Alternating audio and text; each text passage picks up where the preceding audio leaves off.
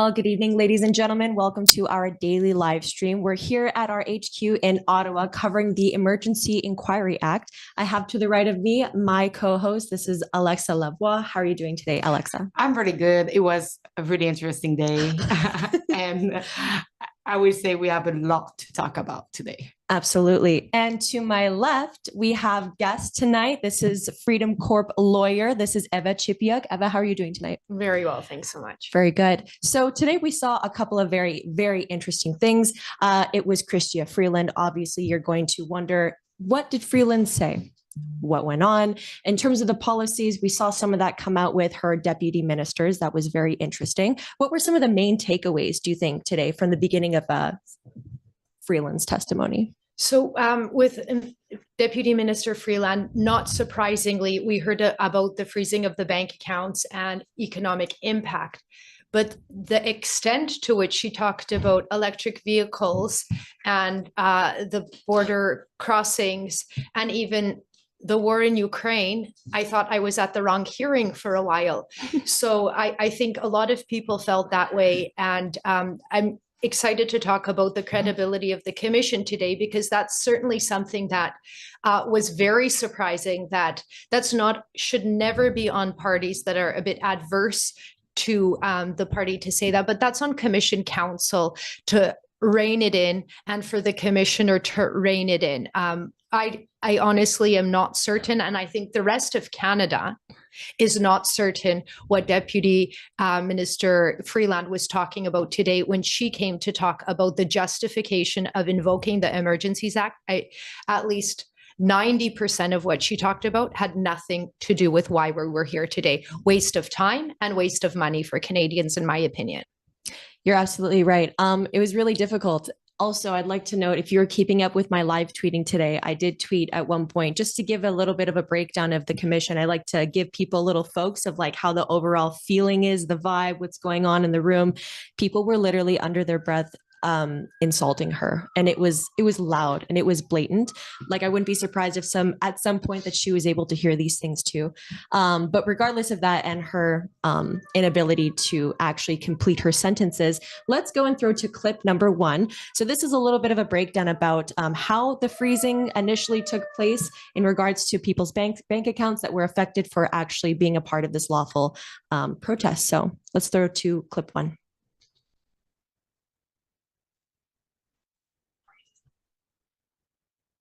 Yeah, that'll be number 1. The prelude.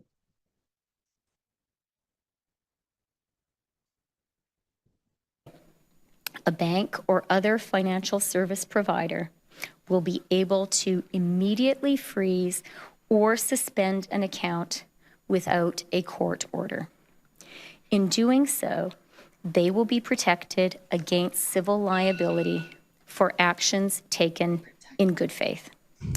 Federal government institutions will have a new broad authority to share relevant information with banks and other financial service providers to ensure that we can all work together to put a stop to the funding of these illegal blockades. This is about following the money. This is about stopping the financing of these illegal blockades. We are today serving notice. If your truck is being used in these illegal blockades, your corporate accounts will be frozen. The insurance on your vehicle will be suspended. Send your semi-trailers home.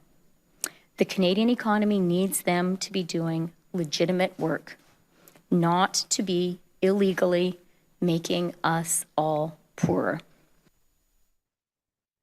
So I think that's a really good reminder. Yeah, I just wanted to read one quote. They will be protected from civil liability for actions taken in good faith. What was your take on that? Again, hearing this for the second time and then being able to compare this to what we heard in the commission today is really important to note. So, but I would say that she looked like less sad than when she was talking about the electric battery car.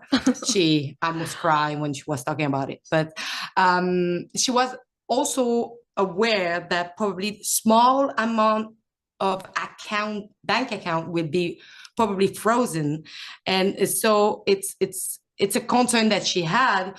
But why doing this measure if you knew that some really, I would say, under middle wage, like family will have their bank account frozen, and the family, for some, was not even involved with the protest in Ottawa. They were back home and without access to money. So I think this was a pretty bad action. Would you say that the civil liberties of those affected by this insane announcement were actually kept? Well, so one thing that she had gone on nauseum about today was about how the economy of Canada was affected. And we know that that was not what was found earlier in the commission. The financial department analysis showed that there was a limited impact on any blockades on the borders, because if we look at the facts are that it wasn't even 5 days at Windsor. It was about 10 trucks. I don't recall. It was minuscule. And why are we going on and talking about this? Like all of a sudden 5 trucks affected the entire economy of Canada. If we're that at risk, then we certainly have a problem that we should be addressing. The problem of the economy is not anything the government of Canada should be pointing fingers at anybody else except for themselves. For 2 years, they locked down companies. They enforced vaccine mandates on border travel. And what was shown today too is that on 2 different documents, one being Freeland's own notes and also from the Canadian Truckers Association, they confirmed that the number of truckers was not unvaccinated truckers was not 10% like the federal government was parading around during the convoy. It was 40% were unvaccinated. And that, you know, who also gave that evidence? So 3 people confirmed this. That would be Chris Barber, trucker himself, who said that he's been in the business for a long time. He can see the impact that vaccine mandate was having. And this government will not look in the mirror at itself and will point the finger at innocent Canadians. And it is getting nauseous and it's getting frustrating. It is, isn't it? I mean, and then to hear, so she had the opposite opinion today when she said that that's not something that they wanted to do and she didn't intend for it to happen. But then they take 10 steps backwards afterwards and then they try and, you know, throw to how it wasn't a protest and it was an illegal occupation. She actually corrected herself today on the record. She started by saying something regarding the protest, the convoy. She called it a protest. She stopped, she threw her hands up and she made like a insane noise and she was like, sorry, the illegal occupation. Yeah, so a couple of things too I want to say before I forget, and that's touching on, but before we go there, the other thing was that okay, no, we're going there because I forgot my other point. Do it. But when she was talking about, it's so hard even to talk about, so just give me 1 second. I got you. Yeah. When she's walking through the protest, and she goes, I'm going to give an example when she was threatened because she's a woman. That's right. That's right. And there was a woman trucker that looked at her and said something inappropriate or mean and gave her some kind of gesture. I don't know. We didn't know what it was. The middle finger, maybe. If this is what we're invoking the Emergencies Act over, what on earth is happening in Canada? Like, if she actually provided an example of threatening behavior, then fine. But for her to say, yeah, somebody is frustrated with you, Chrystia, and so am I right now. And people can express themselves, or I'm sorry, do you want to take away people's liberty and right to express themselves, and especially to elected officials? Like, that was so hard to watch. And then she congratulated herself for having RCMP protective services and how great they were to be around. Yeah, you get protective services and Canadians are paying for it. So don't tell me, don't go on to this inquiry and cry about it because you have protection. People don't like you. Like, deal with it. I don't know what to say. It's insane. I would say, hopefully for her, she was not at my situation at the end, because she will have claimed, like, I don't know what she will have done. Can you imagine though, actually, can you imagine if any of the politicians or even any of the police officers on the ground were treated like not just the journalist sitting beside me, but I won't give an exact number because I don't want to be inaccurate, but of the very, very, very many instances that we've seen them use brutal force. Can you imagine if Chrystia Freeland thinks that invoking the Emergencies Act was a dignified move to make because someone flipped her the bird and said that they didn't like her? Now thinking You're right, about we've got it, a problem. Yeah, just thinking about it now, it's like, oh, somebody said something mean, go beat them up. Like that's what we're seeing here.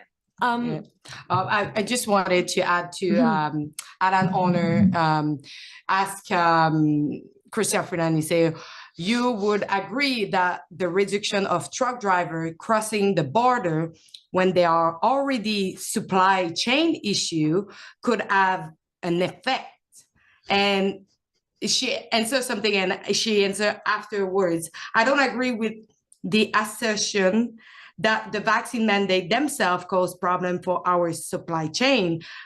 I found that so outrageous, just because we just heard that 40% of the truck driver was not vaccinated. So how this will not affect the supply chain? No, it's because they're perfect. The federal government and everything they do is perfect, but anything Canadians do is wrong.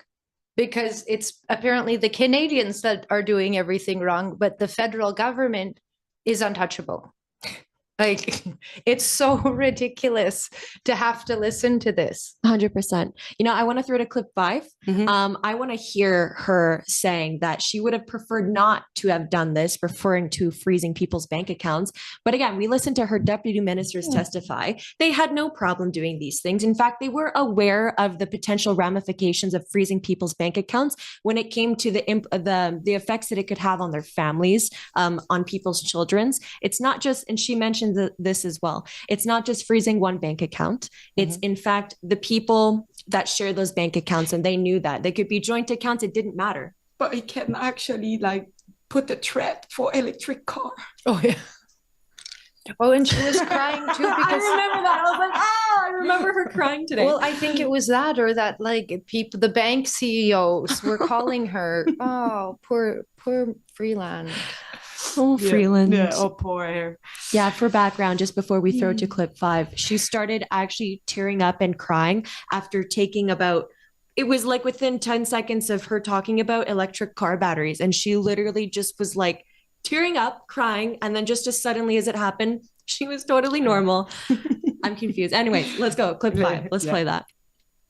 Needed to be balanced against an awareness of the number of people who would be protected by this action. So those were the things that I chiefly had in mind. And, you know, I think at the end of the day, it was something like 280 accounts frozen. One of the reports I remember when we were at like 240 or 241 accounts frozen, my numbers won't be exact, but I know you guys have all the numbers too. It was something like 57 people when we were at around 240. So I don't have the exact figure of how many actual people when we were at 280, but I think we have an idea of the ballpark. And so in my mind, I say, okay, that I regret that happened to those people. I really do. I would have preferred, it was a serious thing. I would have preferred not to have had to do this. But in my mind, I weigh that against what I really believe is the tens, hundreds of thousands of Canadian jobs and families that we protected. So what did you make of that? I mean, you're shaking your head. I'm shaking my head. What's your take? She has so many different ways of protecting Canadians, and freezing bank accounts is not how I see any government protecting Canadians. It's punishment. It's not protection. You can't word salad your way around that one, Freeland. Alexa? I would say also she said that Fox News did attack them on the bank account. I don't know if you can like throw the clip 10. I think it's pretty interesting, and I'm wondering what Fox News will say about this. Oh God, let's go. Yeah, this is I mean, I think it's really interesting to assume that you're not going to be criticized from, well, your neighbors, right? The Yeah. US. They don't use in Canada, huh? Because all the media are just telling the same narrative, not the independent though. Mhm. Let's roll that.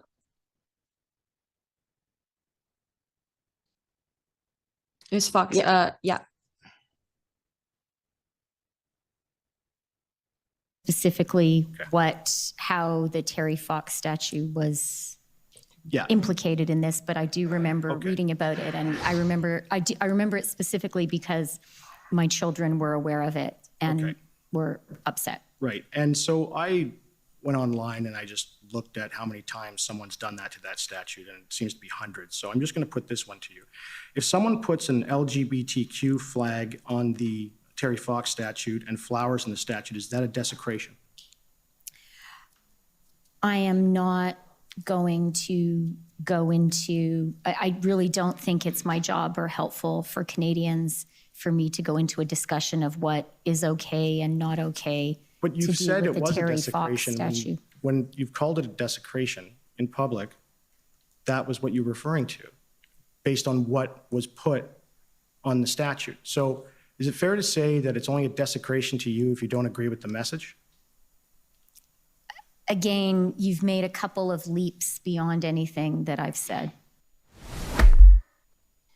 So that wasn't specifically the clip. But it was interesting. It was really worth noting the fact that there's such a double standard. I was here, and so was Alexa in Ottawa when there was the alleged desecration of the Terry Fox statue because somebody decided to put a Canadian flag around Terry Fox, which I believe Terry Fox would have not minded at all. What do you think? I did a report on that actually. Yeah, on the Terry Fox statue. Yeah, and then the background on that is that during some particular other protests or parades, like when Pride rolls around 100 times a year now, people throw those pride flags over top of him. They do other things as well, but that's not considered desecrating the statue. So there's a huge double standard here. Apparently, using Canadian flags is now a symbol of terrorism, according to these deputy ministers and ministers in the Liberal cabinet.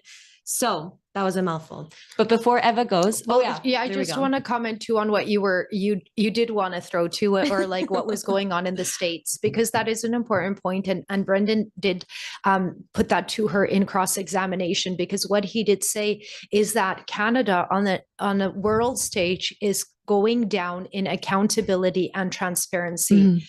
Year by year. Yeah. And that is the reason that people are getting hesitant to invest in Canada. Yeah. It's not, again, because a few trucks were around the bridge and holding things up a little bit. They didn't even fully blockade it, as we figured out. If they can't control their country and citizens, and I should even refrain that, they shouldn't be controlling their citizens. They are not being accountable and transparent.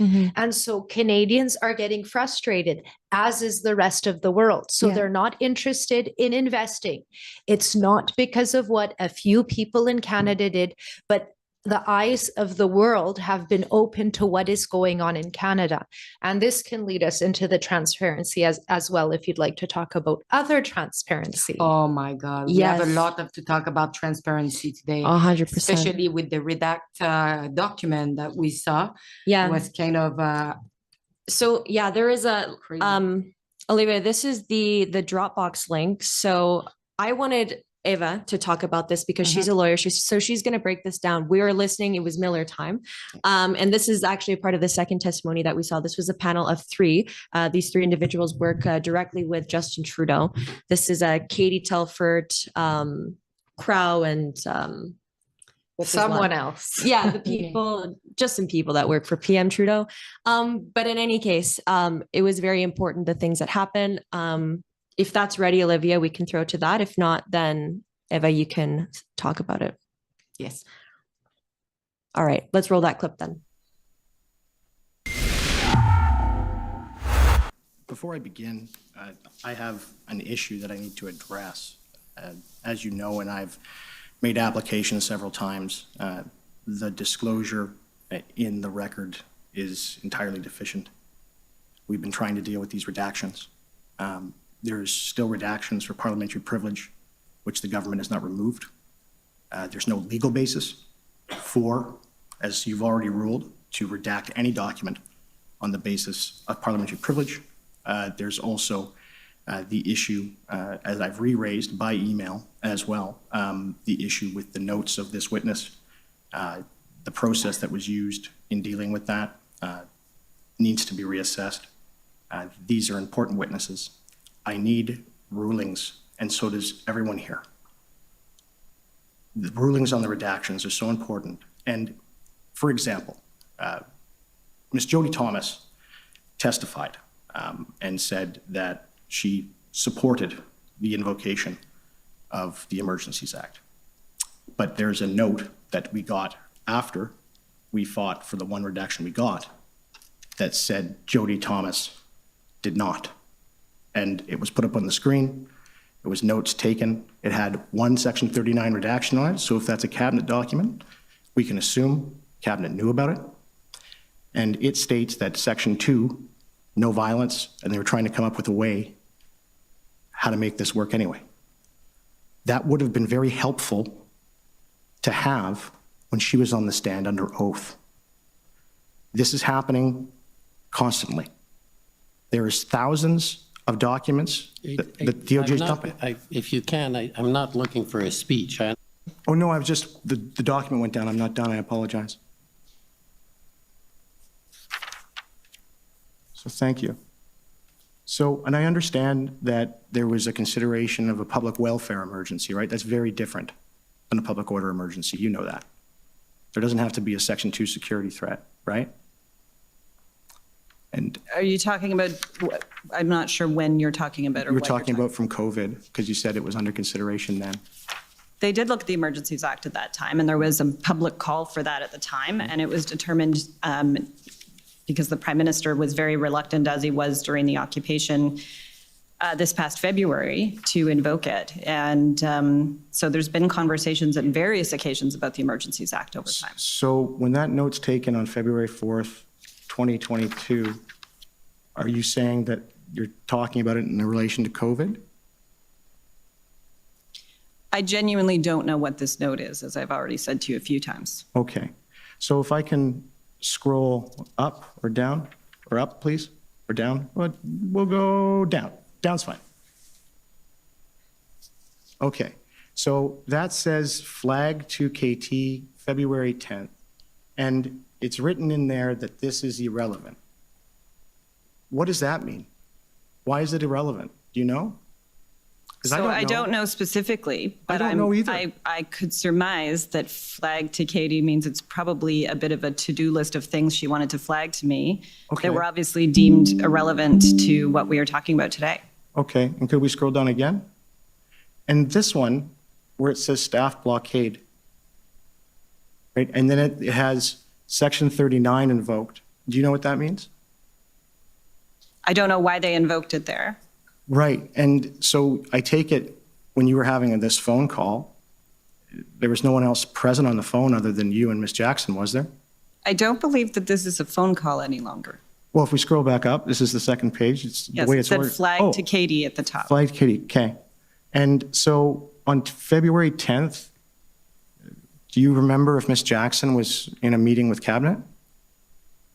She is not normally in meetings with Cabinet. So how could, Section 39 is a Cabinet confidence. So how can, this is the problem. Those are my questions. I like how you just leave. But yeah, we would love to know like a little bit more information about why it's important that this was redacted and it should not be. Well, it certainly, let's just start talking about accountability and transparency, because that's where we ended off. And in my opinion, that is the reason that Canadians are getting frustrated with Canada. Investors outside of Canada are getting frustrated with Canada because of the lack of transparency and accountability by Canada, by the government of Canada. And we're seeing it so clearly in this inquiry. So these are some of the documents that the government of Canada has submitted. And as you heard last week, or it was earlier this week when, that's infamously when Brendan was asked to leave, is he was asking that these motions that we've been demanded that they be made written. Mm-hmm. And he was waiting for a ruling on the redaction, because when it's made written, nobody knows about it in Canada. Yeah. This is on live television. You've got lawyers for everybody on call. There's 6 government lawyers at times that can address these things on the spot. That's what lawyers do. To request that parties do motions in writing is absurd to begin with, in my opinion. Yeah. Because we don't have the time for that. We're in these hearings all day, every day. So when are you expected to write a motion and then you wait for a ruling? Oral motions make the most sense in this kind of setting. So that's what he was trying to do that day with Alex Cohen. He said he's in the room. I'd like to bring him as a witness. And at that time, Commissioner Rouleau makes a decision. What happens, though, is that when you make a decision, any decision Commissioner Rouleau makes is judicially reviewable. So we could take it to the court and then ask the court to decide whether or not that decision was proper. Interesting. When we don't have a decision, you can't go to court and ask for an opinion. So it's, we seem to be running the clock here. And the government of Canada has been excellent not to provide a very clear and transparent disclosure of documents. So you saw one of the notes there, half of it blanked out. This is from an assistant to Katie Telford. This isn't even Katie Telford's notes herself. And as Katie Telford said, she's not normally, probably never in a cabinet meeting. So why on earth is there a redaction that says Section 39? That's cabinet confidence. There's no basis for that.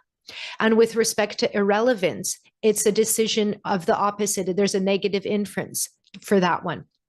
There's also solicitor-client privilege on so many of the documents. Mm-hmm. And when Lametti was up yesterday, he asked whether you gave instructions or talk to your client about waiving the solicitor-client privilege. Yeah. And he said on the stand, it's very weird for a lawyer to be on the stand. Yes, we know Lametti. Keith Wilson was on the stand, but we have nothing to hide. So our clients were comfortable waiving solicitor-client privilege to hear what the advice was from the lawyers. But this is especially concerning for Canadians when now they're changing the legal definition of national security threat and they're hiding behind solicitor-client privilege. It's appalling. And Canada, the federal government needs to be called out on this. Yeah. This is zero transparency. And the frustration that we have is the commission is allowing it to happen. Mm-hmm. They should be making rulings. Canada puts in tons of documents and council has raised, why are these documents going in? Well, we got them, so we're putting them in. That's not how it works. Yeah. They have $19 million. They have 20 lawyers. You can make decisions. That's why you're here. You didn't come here just to sit around and watch, I think. You came here to structure a process and ensure that the mandate of the commission is fulfilled. And right now it's questionable whether or not that's being fulfilled. Can we say that it's a bit, I would say, unlawful to do that? Well, I don't know what the consequences are. It's certainly not fulfilling the mandate of the commission. So why are we going through this? Again, this is a lot of money for Canadians and those participating. And one thing I could if you just think about it for a second, this is why the federal government justified the Emergencies Act. Who was on the stand the longest? Former Chief Slowly. on a municipal level. He wasn't even the chief at the time that it was enacted, or he resigned or whatever that day. Why on earth was he on the stand for 2 days? And Commissioner Lucky was on for, I don't know, what was it, 6 hours, 5 hours? This is really good. I just want to say thank you for breaking that down, and I'm sure that the viewers find it very, very helpful as well. But it goes as to exactly what you were saying. It's their job to put structure into this process, and I have not gotten the sense as of late that there has been much structure at all, especially when you mentioned that they're supposed to be able to give rulings, so that can be looked over again, right? Looked over again. But if you can't, like you said, if you can't actually make a decision, if you can't do that, you can't go anywhere from that. No decisions can be made based off of rulings that haven't been haven't been decided on. And like I said, it's just absurd to have to do it in writing when all the lawyers are there and the decision maker is there, and we're on a tight timeline. Like we've heard this over and over. Oh yeah. And like, why don't we talk about Amber Heard trial for a moment and Johnny Depp, because that was on national news. And what they did though, and it was very smart, the way they managed it, because they did evidence every day, which the public was allowed to see. And then Friday or Saturday or whatever, they had no cameras in the courtroom. And they did procedural matters. So why aren't we doing that? We're all here or on Zoom. That was something that the commission could have set forward so that when procedural issues come up, you're not getting shut down like Brendan was on Tuesday. He's trying to make a motion. But what was more important, the schedule, not the truth, not getting all of the information out, not accountability, not transparency, but the schedule. I have the impression that they had to do it because it's written, like to hold like a public order emergency commission.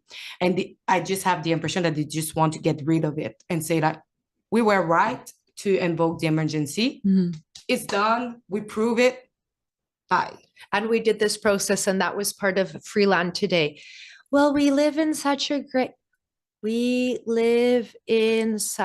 place, like the way it was such a slow paced talk as well, but she was commending the process of the commission. Like you can't commend it when now we're seeing the holes in it, that the disclosure came late, inadequate, purposely done. And the government is known to do this, but this was a government decision. And if we're going to hold our government to account, and if they believe they made the right decision, then they should be able to prove that to Canada. And they have not come to the table with good faith, in my view. Absolutely. Yeah. I have just a question for you. Do you think that if they finally prove that it was an excess of use to invoke the Emergencies Act, I think not only Justin Trudeau should resign, but Chrystia Freeland too. I think this has uncovered a lot of problems in our government, in not just federally, but municipally and provincially, and with the policing. And one thing that frustrated me throughout this whole process is the thing we probably heard the most about is that they didn't have enough resources. And I don't think you could keep demanding more resources if you're ineffective or incompetent. And I think that's what we've been seeing. So you could keep taking millions and millions of dollars from Canadians, but if you are not effective and you're not competent, you're going to get nowhere. And there you have it, ladies and gentlemen. That was Eva Chipiuk. We have to throw to an ad break soon, but I want to thank you so much for coming on and for explaining that. That was not only helpful to so many other people, but honestly, very helpful to me as well. So thank you again. And I know that we'll see you soon, and I will see you tomorrow. So let's throw to that ad break, and we will be right back.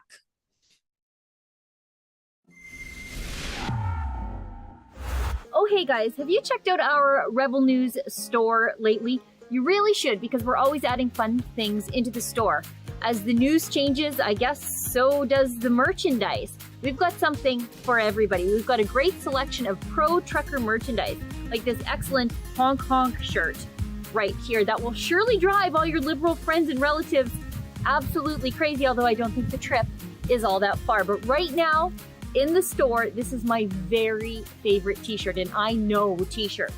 Free Tamara in support of convoy leader Tamara Leach, as she is treated like a common terrorist by Justin Trudeau's government for her role in the peaceful weeks-long street party against COVID mandates in Ottawa. I've got great news though, if you can't decide which shirt is your favorite, because right now at rebelnewsstore.com, you can use the coupon code FALL, F-A-L-L, and buy 2 t-shirts and get 25% off. And as always, shipping is free. So head on over to rebelnewsstore.com, pick your 2 favorite t-shirts, and save 25%. Thanks, and remember, Free Tamara.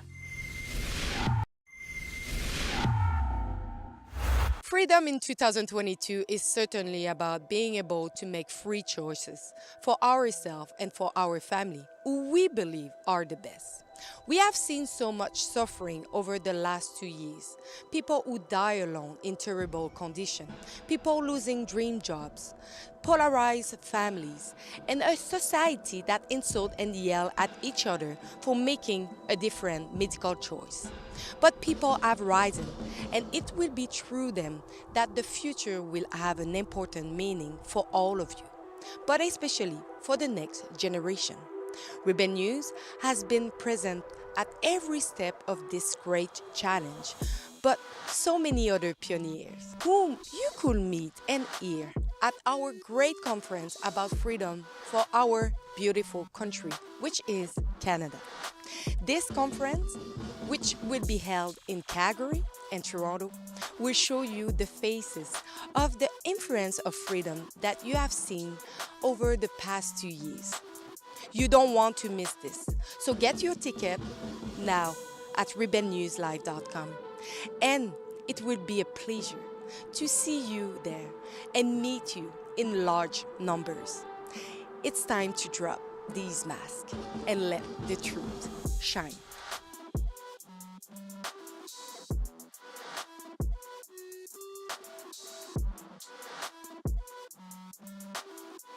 Have you checked out the Rebel News store lately? We're always adding new stuff, and just in time for Christmas, we've added some very fun trucker Christmas stuff. I cannot wait to get some for myself, but also for my family. And actually, I can get the shirt I want for myself for free, and so can you with our new coupon code. The coupon code is Christmas, and if you buy 2 unisex shirts, you get the 3rd one for yourself for free.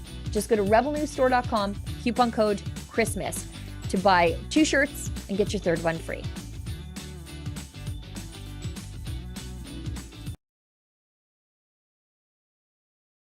And we're back, ladies and gentlemen, with Yankee coming in from Florida. Just before we begin, I want to get some housekeeping out of the way. We have our final Rebel Live event here for 2022 in Calgary this Saturday on November 26th. There are still tickets available. I will be there. Lots of the other Rebel crew will be there as well. You'll hear from, of course, our Rebel commander, Ezra Levant. We have Sheila Gunn-Reid, our editor-in-chief. And then we have some friends like from the Western Standard, like Derek Fildebrand, or the True North with Andrew Lawton. It's going to be fantastic. So you can go and grab your tickets at rebelnewslive.com, secure your spot, come hang out with some freedom-loving people. Now, Yankee, you watched the commission the entire day. Is that fair to say? Entire, that would be too much, but I did watch 90% of it.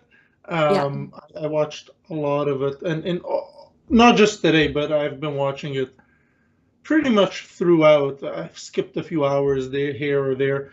But while I'm working, I'm watching it, and today I decided since Sheila isn't on, I'll come on and and talk about it a bit. Yeah, tell me, what was your biggest takeaway then? 100%. My biggest takeaway was the Fox News thing, where they're like bashing Fox News. Yeah. And I know we mentioned earlier that we're going to show it. So I believe it's clip 10. Let's show it and then we'll talk. 100%. Not the Terry Fox statue. And the Fox News reference there is especially significant because many Canadian banks have significant operations in the United States. And so having Fox News attack you isn't a problem only because Canadians might be watching, but if you have a big US operation, it's a problem because your American customers will be watching. And I do think that was a problem that was legitimate to raise, and I was concerned about it. And the Fox News reference. Well, that was fun. Yeah, break it down, Yankee. Break it down. So I'll break it down first by saying I do live in Florida. As you know, I'm a dual citizen, and I actually had a TD Canadian account and a US account. It was cross-border banking. Everything was nice and easy. It's amazing.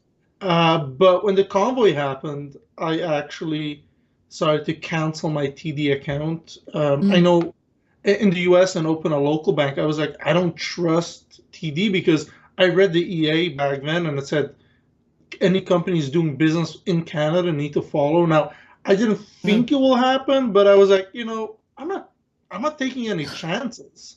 And that's what they were talking about. And it's like, I didn't see it on Fox. I saw it when Chrystia Freeland announced the EA and I read it. And that's when I saw it. That's the issue, not Fox News announcing what the Canadian government said they're going to do. Yeah. But she said it today because I think, is it Alan Honor? He asked which other institution, financial institution that order bring in, who need to follow. Yeah. And she said, but the order was to all financial institution in Canada. And so it's kind of shocking. Yeah, so it was for everyone, but then she said, we're glad it didn't need to be used.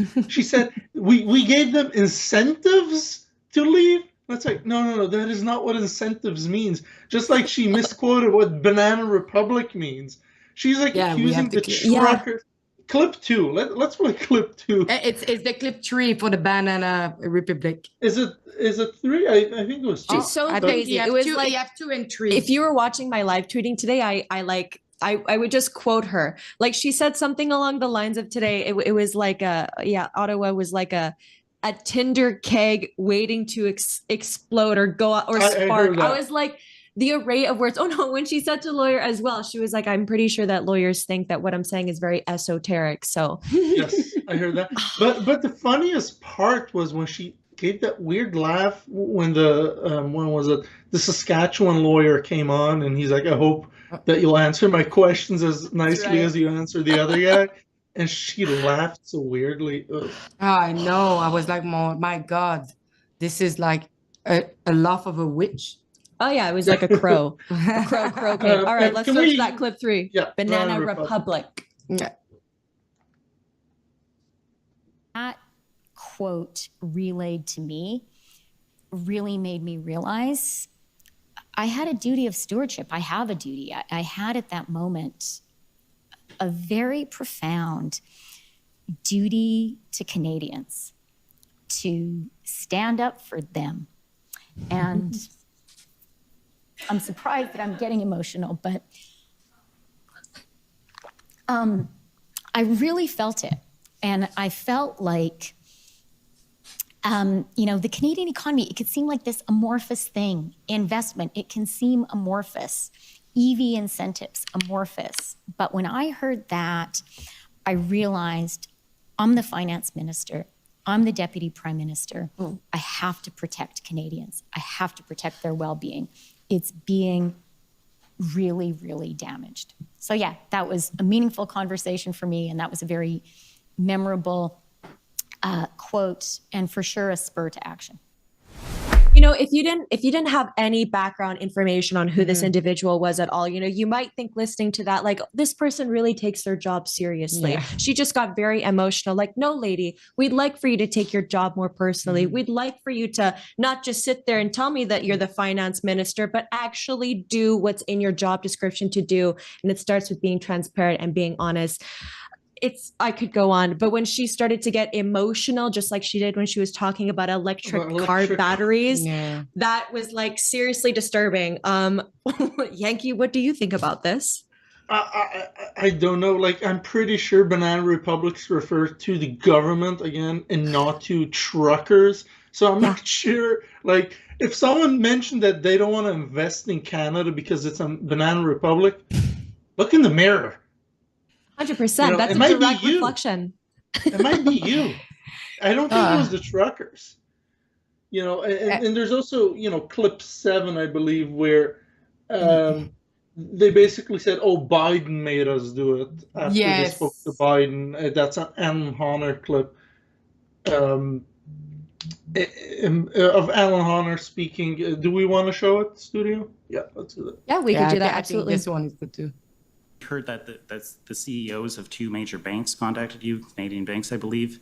And we also heard that President Biden, who's probably the world's most powerful person, or near that, had a telephone call with the Prime Minister. Yes, both of those things are true. And that telephone call, it happened on a Friday, and by the Monday, the Emergencies Act was invoked. That's true. Okay, and so I put it to you, Minister, that the federal government had to show the USA that they were in control, and that explains why the Emergencies Act was invoked, despite the fact that, for example, the Ambassador Bridge was cleared and open to traffic. No, I wouldn't agree with that characterization. Okay, well, I would put it to you that the pressure the government was under explains why the Emergencies Act was invoked, despite the fact that a deal had been struck with the protesters in Ottawa to reduce the footprint of the protest in that city. Again, I would disagree with that. Well, let's see if you would agree with this. I'd put it to you that there was no meaningful consultation with the provinces, not even advance notice of what the First Minister's meeting was about. And that's because the government didn't have time for it. They just had to make a decision about the Emergencies Act because of the tremendous pressure that they were under. Again, I disagree with a great deal of that characterization. One last question for you then, Ms. Freeland.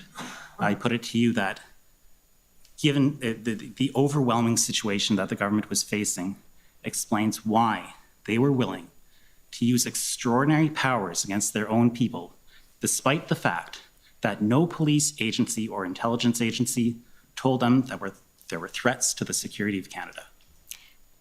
Again, I disagree with many of the premises in that question, and I would be happy to elaborate, but it seems that we're out of time. You would be happy to elaborate. Can you ask me a question? Can you ask me a question, Celine? Ask me a question. Okay. Yankee, what was your takeaway from that? What premises did you find were unagreeable? I disagree with the premise of that question. Seriously, like it's so obvious. Like we're getting down to the bone. And by the way, I think that was a really strong cross by Alan Harner. I think that was one of his best to date, in my opinion. 100%. He did good. Well, don't forget that she offered to provide a link to reflect her thoughts during her testimony today. She was like, I cannot answer the question, but I can provide you a link that really explains what I think. Did you catch that? She was the premise of this, because lady, it's the premise. Their premises, that's not the right context. Yeah. But the premise of what she was trying to say is that because she couldn't actually get her words out, that she would like to be able to drop you like a Neuralink, like some Elon Musk sounding stuff. And everyone was like, did she really just say that? Did she just insinuate that? But she also said that she remembered the Terry Fox because she spoke to with her kids. And it's like on Twitter, you go on Twitter and these people like, I just spoke to my 2-year-old. And it's usually memes because the left used to say, my kid came home crying about, I don't know, abortion or some other things that kids don't know about. Yeah, like her kids really were concerned about Terry Fox. They don't even know who the guy is, most likely. Yeah, no, who knows? Stuff like that is, it's interesting to think about, right?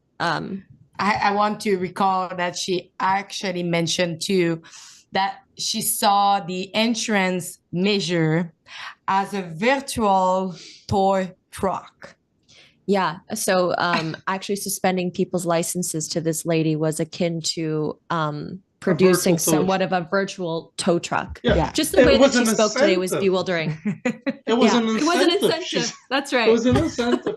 There are more clips. I don't know if we could pull them up. It's with the Three Stooges, led by Katie Telford. They asked about U.S. Politicians. There's not a clip, but Studio, I sent it to you earlier. It's the second clip with a question mark. The first one with a question mark. Can you bring it up? It's about them asking about the former president, not naming President Trump, obviously, and other politicians that disagreed with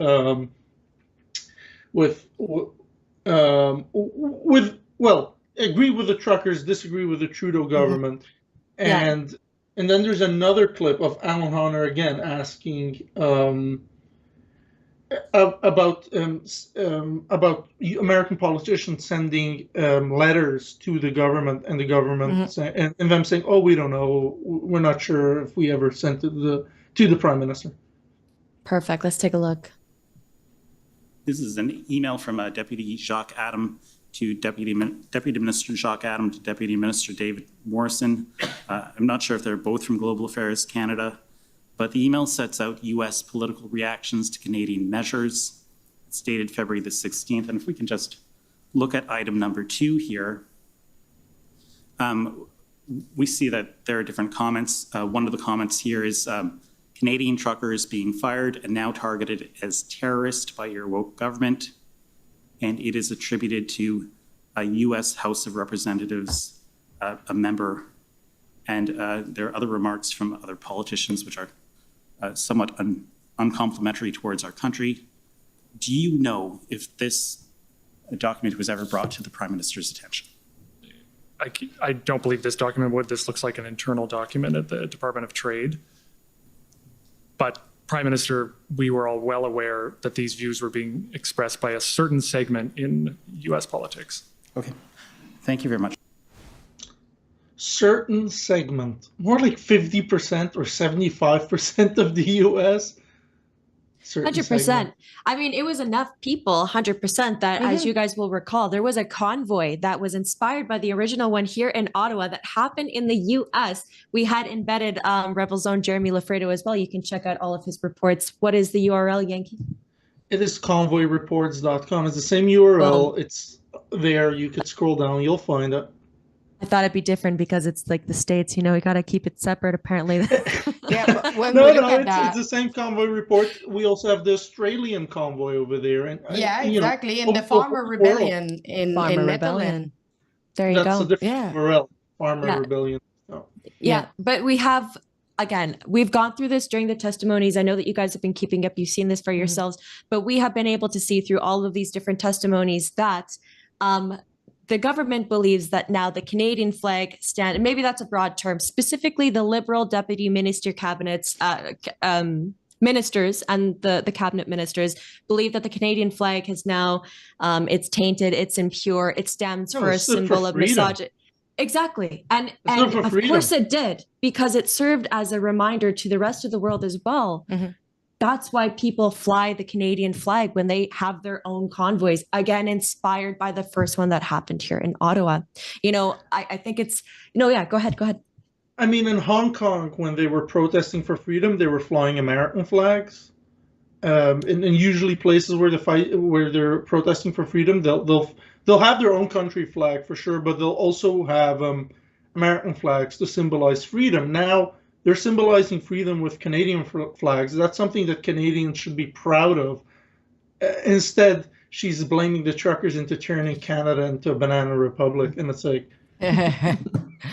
but you're so twisted.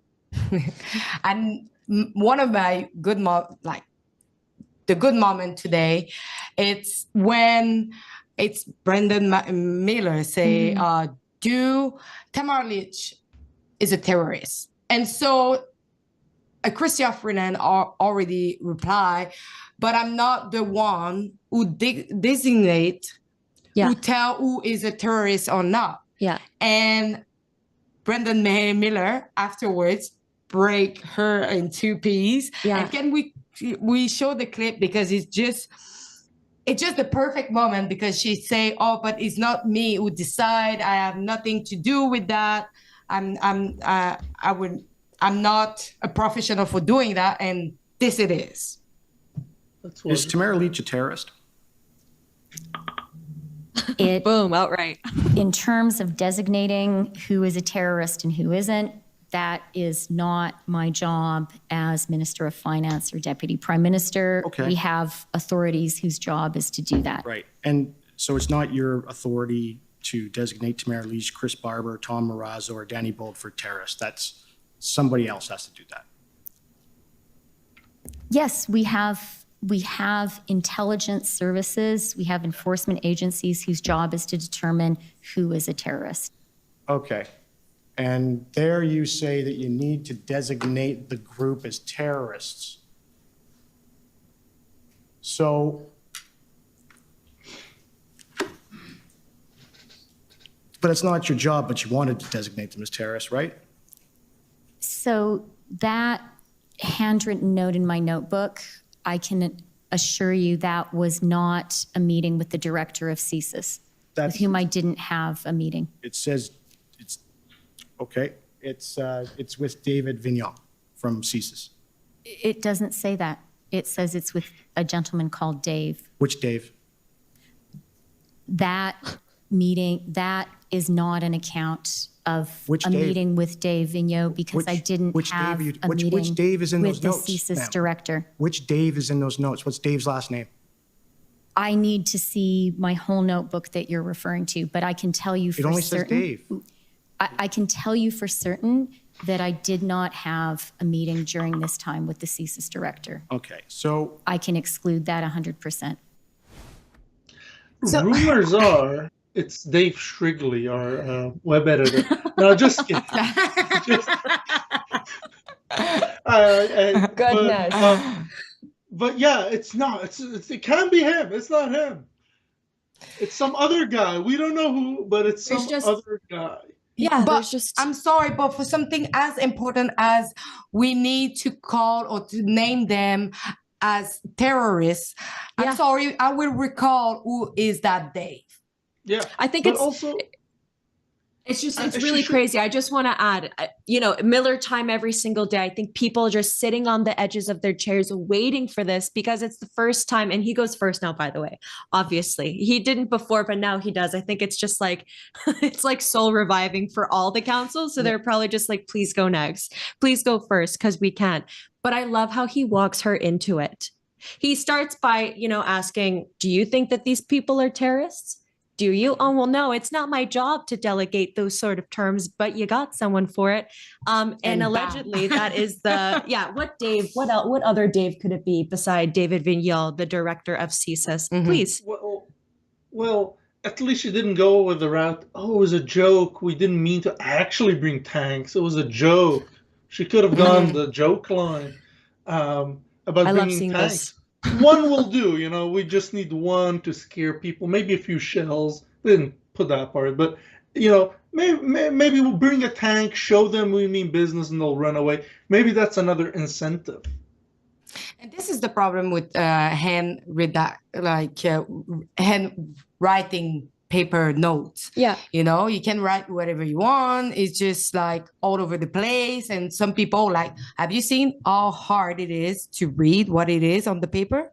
It's chicken scratch. I couldn't read it. It's worse than chicken scratch. And this is why people do that, because afterwards, it's really difficult to read. So for the people, if you bring these paper on court, everybody would be like, what is on the paper? Can you imagine being that confident that you just write things like that down and you just think my hands are clean. No one's ever going to look at this. Mm-hmm. No one will ever ask me about what I have written on this note in front of me. Yeah.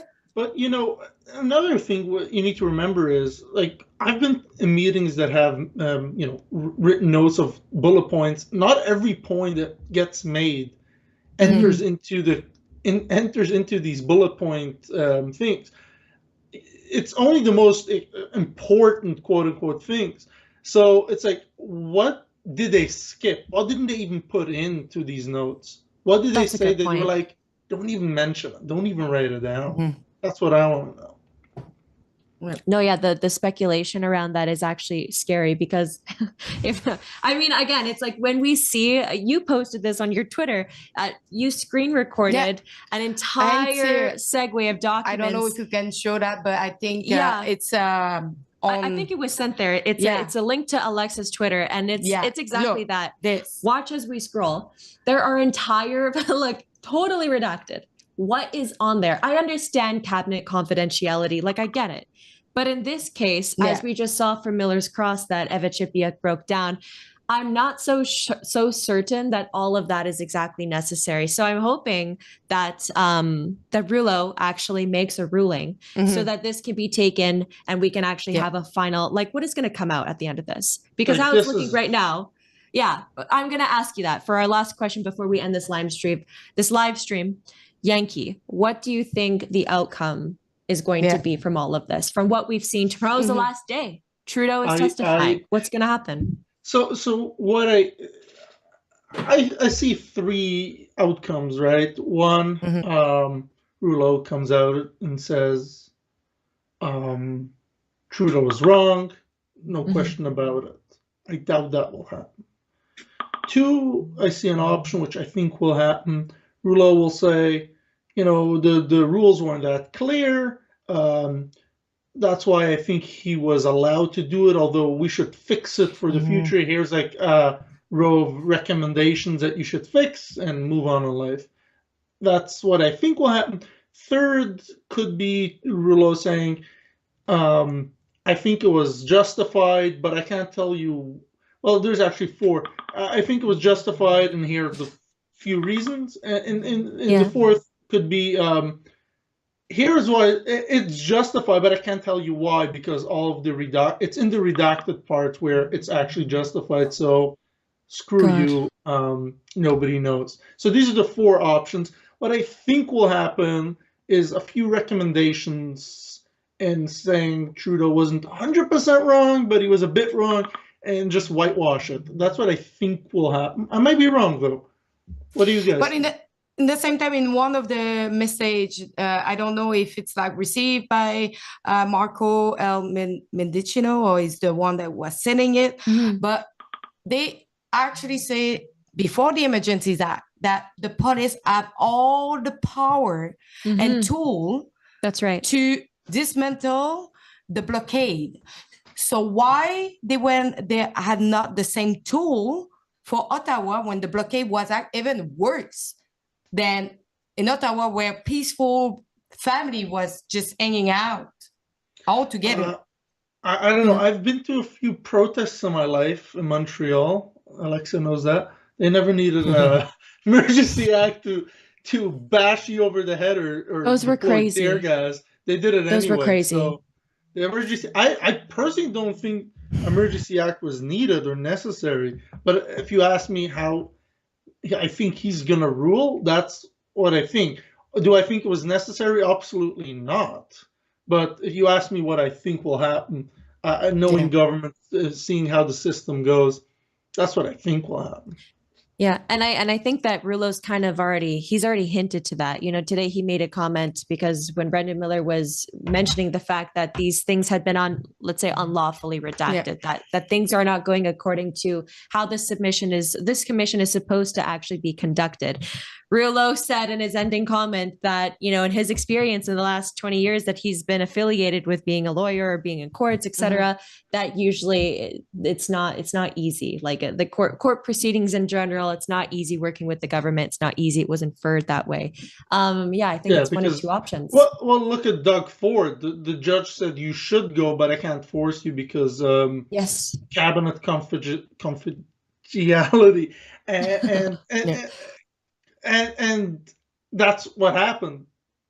You couldn't do anything. The judge said you should go, but I can't make you go. And I think the same is with these government documents. It's like it's you should unredact them, but I can't really force you. Yeah, it's like at this point, Yeah. no, because Yeah. it was the federal government's job in the first place to be able to collect every facet of the truth, right? I mean- But when you have it within the scope of the federal lens, Mhm. this is what happens. I'm in a lawsuit with the Montreal police right now. I don't want to go into much detail, but we do have a documentary coming. And in that, we got to disclose a lot of things. They want to know things that they know.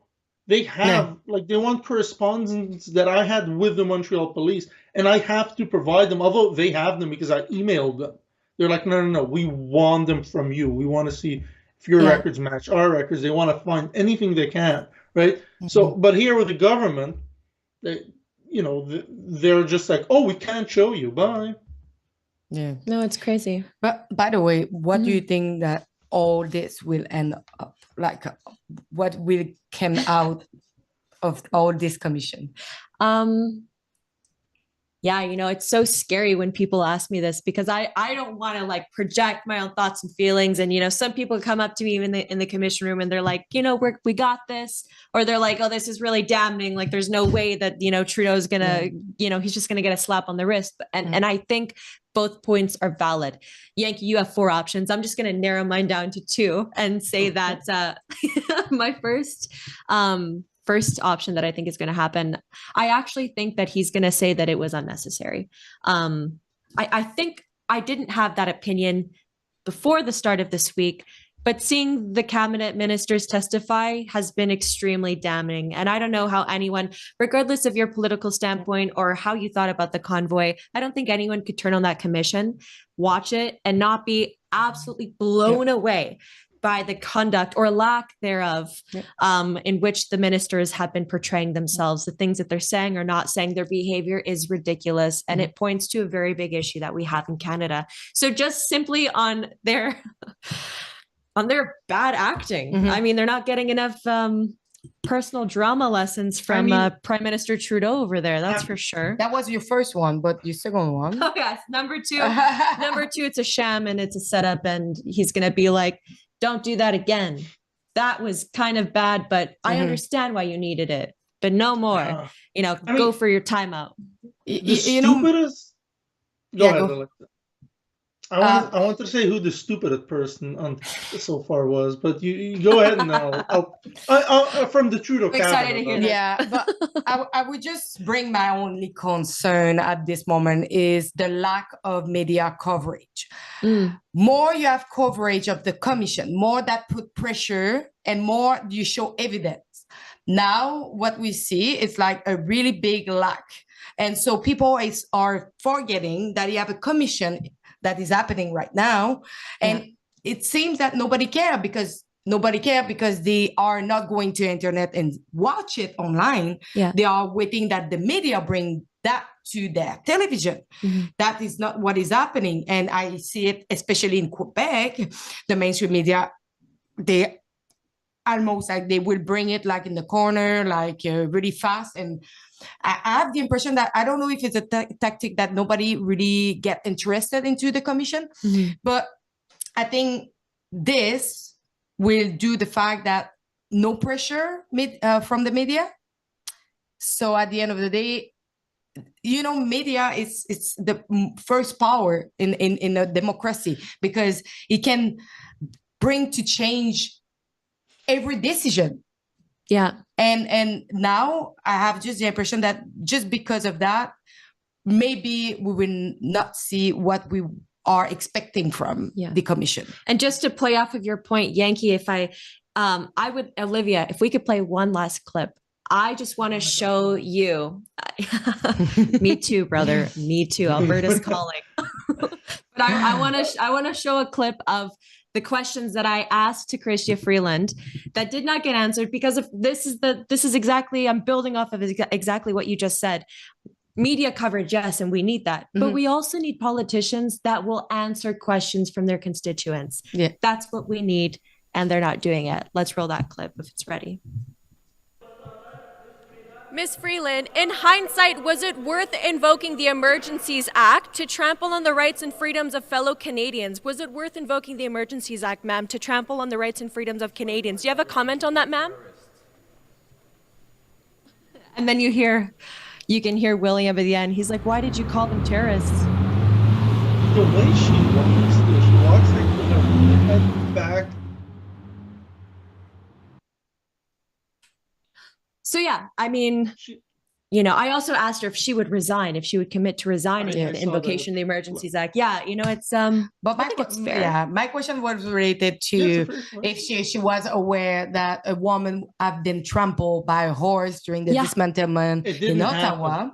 It just Because didn't happen. the person, Candice, was there today I know. in the commission, the one that she'd been trampled by a horse, seeing Chrystia Freeland trying to defend the action that was put in place during these 2 days. So she see that Chrystia Freeland, she actually agreed that it's good that she was trampled by a horse. Yeah. You see, I'll tell you what actually happened, because I was watching Ottawa Police's Twitter account. What actually happened was a person took a bike and threw it on a horse. I saw it on their Twitter account. I believe it's still on there, but I'm obviously joking. But that's what I was like, wait. when it happened.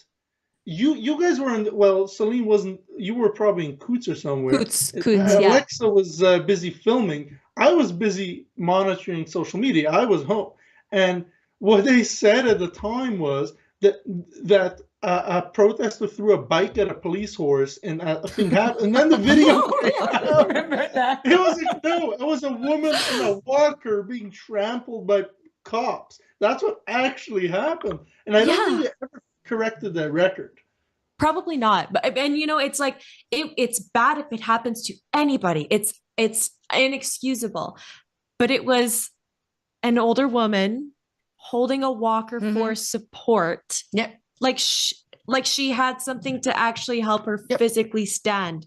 And that was the person that was trampled in addition to another one. Take a look for yourself. I mean, it's really shocking to see. I've seen the clip so many times, and it's almost like I just want to be numb to it. I want to disconnect from the fact that took place in my country. I was in the city. Well, she's lucky to be you're in the alive. city. Absolutely. And you know what? What is more shocking is like the SIU, they dropped the investigation because they say that the injury was not enough, That's right. serious. Yeah.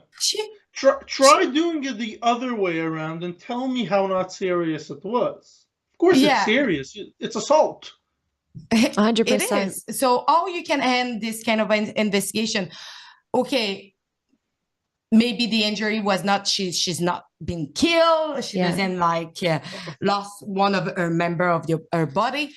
Yeah, but the PS the trauma after and she told me that she was really in pain when I saw her, and she had the arm. I don't know how you say it. She was in a sling. Yeah, she would have been in a sling and a cast probably if her arm was up like that. She wasn't seriously injured, but the way they did it, if the horse's foot would have hit somewhere else, could have been a different outcome. Just because 100%. She wasn't seriously injured doesn't mean that what they did was wrong. They pulled a move that could have killed her. 100%. And Exactly. the other guy that was never identified. That's scary. really weird. Like that's kind of scary though at the same time. Like I'm not assuming obviously that he died or it was actually that severe. But no. Maybe it's someone who didn't want it to be public and they just disappeared. And fair enough. I think that's what happened. Yeah. It's one of two things. I believe it was someone that didn't want to be identified, either because he didn't want to lose his job or be known that he was there, or he was an undercover cop and he just brushed it off. Can you imagine? Honestly, just karma though. Just karma. They're like, go in there, infiltrate that crowd. And he's like, are those the horses? Sorry, that's but seriously. I believe I believe it was someone that did not want to be identified. And and the government didn't want to say, oh, it's this guy, because the government didn't want to even acknowledge that this whole thing happened. So it just went away from both ends, I believe. Most likely it was just a private citizen, but who knows? Yeah. But I believe he just went away. Yeah, probably. It's what I think too. the stupidest person I don't know if in the cabinet, but the stupidest person Tell to us how testify you so really far feel. is Omar Al-Gabra. Oh yeah. I wasn't That there. is not the brains behind this master plan. That is very apparent. This man just. I saw a lawyer for the JCCF. His face when Omar was just going on and literally just quoting irrelevant things, spewing irrelevant facts, and being very blasé, as if he was like, "I'm the man right now. Listen to my little press conference. This is great." The lawyer was eating it up. It was crazy. I know. Yeah, well, I also think he made the stupidest comment from anyone. Freeland got herself out from answering questions, and others did as well. You go around, you don't answer, they're used to it. But he messed up, and he said, it was yesterday. I clipped that one video. I've clipped a handful of videos. The rest was Maurizio clipping all of the videos that you have seen. Almost all of them. There's Efron, a few, everyone, but it's Maurizio been. Yeah. And he had been busy, so I did that one. It was the one where he said basically that all the mandates caused all the economic issues. He didn't say it was COVID. He said the COVID mandates caused all the issues that happened, and I think that is the truth. But him admitting it makes him the stupidest person. Of course, and wow, shocker, right? Yeah. Shocker. It's like when they talk about the specifically, yes, Yeah. like his department, minister of transportation, when they talk about the real human impacts that those 5-6 trucks had parked beside the border, and then they negate to actually bring up the real human impacts from the last 2 years. It's exactly that. Yeah. And he admits it because they know it too. They know it. Yeah. So it's like they keep talking about blockades that were there for 2-3 days, but Windsor was a week, right? And they keep blaming Windsor of it was millions of dollars. That's why we had to clean up Ottawa, because Windsor.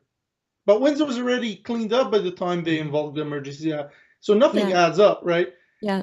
And it's just like this circle they keep going. And it's like, you guys logged down, and that goes to former Ottawa mayor as well. You guys logged the city down, logged the province down, logged the country down, and you think it's like, oh, it's just okay. Like, people can't protest. They're like terrorists if they protest. Yeah. Like, you actually logged the place down, and it's just ridiculous that they think that the protest that didn't really lock anything down, just was uncomfortable for a lot of people, was the worst thing to ever happen. But it brings us also the fact that the convoy was stopping the economy downtown because all the shop was closed and people were not capable to go and work. Yeah. But in fact, that most of the place that stayed open at the best time of their life.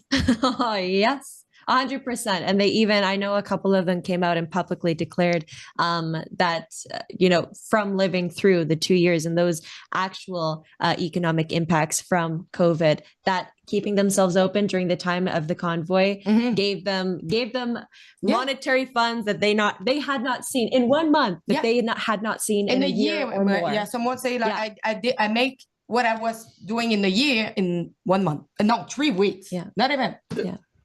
Al-Gabra also said yesterday he didn't think he'll ever see curfews and lockdowns in Canada, and it did happen. So that's why it was normal for him to do other lockdowns, because he saw other people doing lockdowns. And it's I'm sorry. Maybe curfew, all of them were wrong. Quebec, curfew.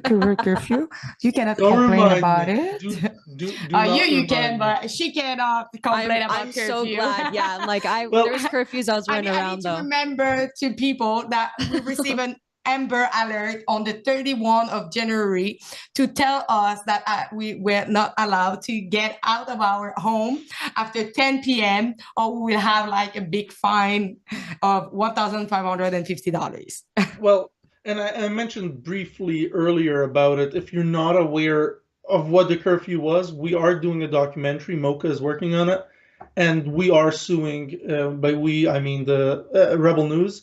and a bunch of us are in the lawsuit about when we were covering the curfew, they kept on harassing us and assaulting us, but among other things. Ticketing us, yeah. because I just well, received another one. You just from received another one. I have crazy. a ticket book here. Let me grab it. It's a binder. Of course you do. We cannot see. It's a binder, right? It's most impressive. It is. It's most impressive. There's 16 tickets, I believe, in total. I received about $15,000. We're fighting them all. More is coming. More is coming. We're fighting them all, but we're also suing. And the documentary will be out soon. And if you want to see these reports, go to, I believe it's lockdownreports.com, where you could see all the reports. And the documentary will be out soon, rebelnews.com, somewhere over there. You'll be able to see it. It's going to be amazing. Well, hard to watch for myself even, because I got to relive the BS of that and thinking Canada's officially a free country. She talks about banana republics. Make her watch that documentary, and then she get. Yeah. Well, you want to see Banana Republic? We're going to show you it. We have a lot of footage for Yeah. We're going to show you. Hey, Exactly. There you go. And before I leave, we got to talk about this shirt. Can you see it? Oh, you can have it for Christmas. You can buy two and get one for free. Yeah. With the code Christmas. And go to rebelnewsstore.com and you can get a 2-for-1 deal. There you go. For Christmas. You can have it for Christmas, folks. Well. This hat is it's called a trucker hat, I believe. It's if I take it off, you can't see it. Oh, that's nice. I didn't see that one. This is a new hat. Actually, it's only in the store for 1 week. It's been in the store for only 1 week. The trucker hat that says Rebel. It's a bit of a different hat. There's also this one. Come on. Oh, yeah, I like this that one as well. Yeah. This one is more of a softer hat. You could get like the trucker hat is a bit harder, or the softer hat, whichever fits your head better. But I really like the shirt that you're wearing because I have it, and I love walking with it because a lot of people react, and it's just like, oh, and they love, or some people are not sure, like, huh? It's a big shocker, but it's definitely a crowd favorite. I was wearing it at Clearwater Beach a few months ago, and this one guy came over to me. He's like, fist bump. He's like, yeah, that shirt. So like people, and I go out, and I live in Florida, right? And I go to places, and people look at it. They're like, they know. Some people don't, but others, they're like Trudeau Castro. They know. And this is in Florida. So, especially in Canada, people will know what this is. 100%. 100%. Well, you guys, it's late. It's been a very long day. We heard some incredible and very, very riveting testimonies today. But before we go, I'm told that we have a chat. If we want to put that up on the screen, and then we can take a look. It is from Hedgehog V2. It's for $10. Thank you very much. It says, support news that I trust. Thank you for your support. That's amazing. We appreciate you and your support. And yeah, we have, literally, tomorrow's the last day. Can you believe it? At least for the testimonies, that is.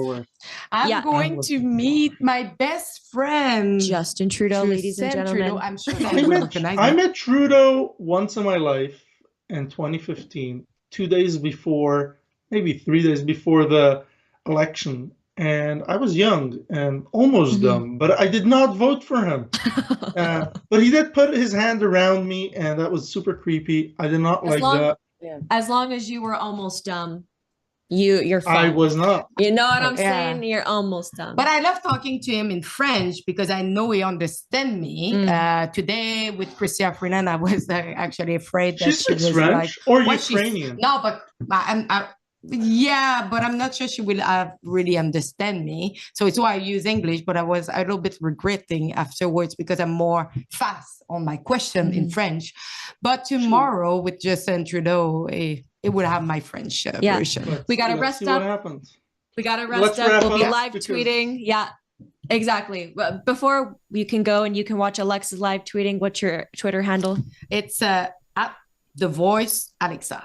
And mine is Celine, Selene, not like Dion, CXLIV. So Celine CXLIV. It is very Go to complicated. The I Voice, apologize. Alexa. I will not be live tweeting, but I am on Twitter. But go and since I'm social media manager at Rebel, go and subscribe to all our social media accounts. Just go find them, sign up, so you could never miss an update. Yes. Well, there you have it, folks. Thank you so much for tuning in. Thank you for your support. And as David Menzies likes to say, stay sane. I have to say that I disagree with the premise of the question.